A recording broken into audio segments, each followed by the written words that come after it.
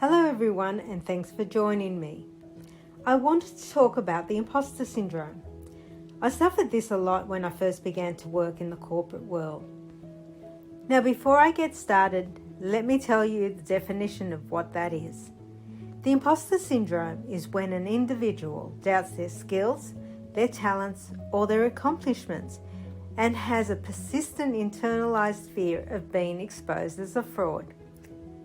Two American psychologists, Pauline Clance and Susan Imes, came up with that name in 1978. They described it as a feeling of phoniness in people who believe that they are not intelligent, they are incapable or uncreative, despite evidence of a high achievement. While these people are highly motivated to achieve, they also live in fear of being found out or exposed as frauds. No one is immune from this imposter syndrome, and people experience it across all levels and industries. There are very successful people at the head of big companies that have felt it at one time or another.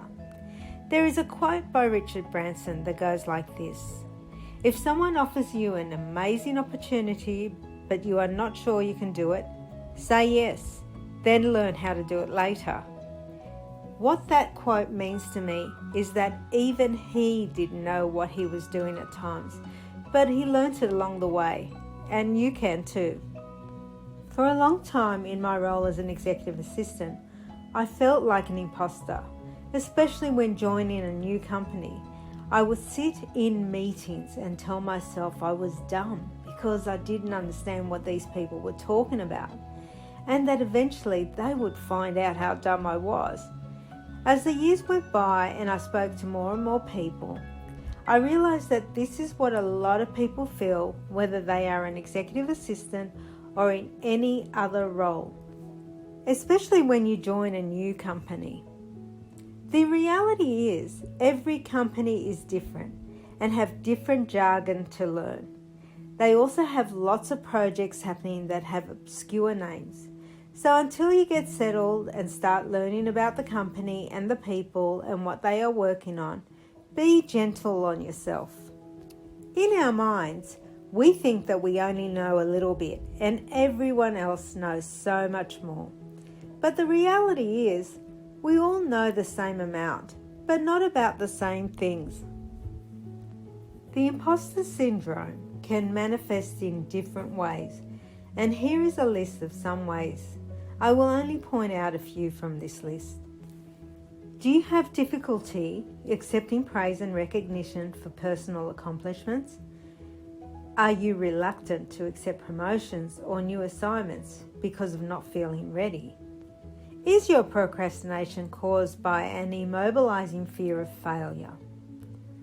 So if you can relate to any or most of these, fear not, you are not alone. Now that you have identified and know the name of what you are feeling, you are probably wondering how to fix it. Here are 8 things you can do to change that mindset. Number 1, take notes and ask questions, no matter what role you're in. To help with the imposter syndrome, at meetings, make sure you take notes. After meetings, ask questions from people that brought up something you didn't understand. And for other matters, do some research.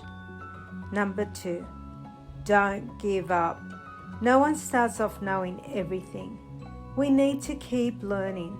Sometimes we may fail, but the aim is never to give up. Number 3, create a success log. Look at all the things that you've done successfully in your role and acknowledge them. Create a success log not only to boost you up, but so you can discuss your success with your executive at end of year reviews. Number 4, take a compliment. When someone praises you, say thank you. Don't say things like, "Oh, anyone could do that," or "It was nothing." Believe it or not, some people can't do what you just did. Number 5, get out of your comfort zone. This will help you grow and become more confident. Confident people get further in life, and according to a few studies I have read, Confidence leads to high self-esteem, and high self-esteem leads to more happy and optimistic life. Number 6, take the leap. If you are given a project or a promotion and you don't feel confident to take it, don't doubt the people that have given you that opportunity. They saw something in you that you can't see in yourself. These opportunities don't always happen, so don't pass them up. Do some research so you can do that job well. Number 7, become a mentor. Yes, that's what I said. I have been doing this for years.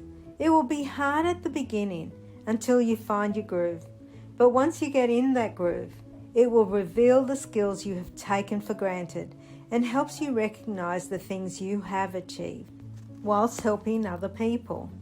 Number 8, you got this.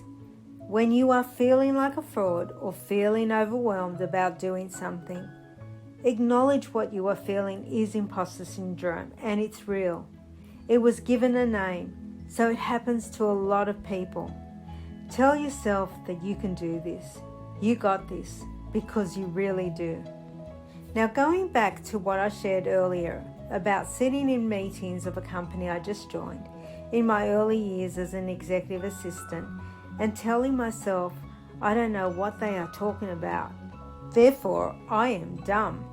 I now tell myself, I don't know what they are talking about yet, but soon I will.